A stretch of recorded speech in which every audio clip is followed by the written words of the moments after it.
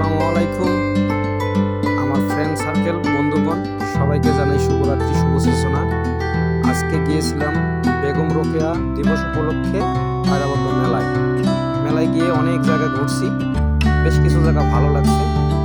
বিশেষ করে এই ঝালবুড়ি, এই লোকটাকে অসম্ভব ভালো লাগছে, তার প্রতিভাটা আমার মন মুগ্ধ করে।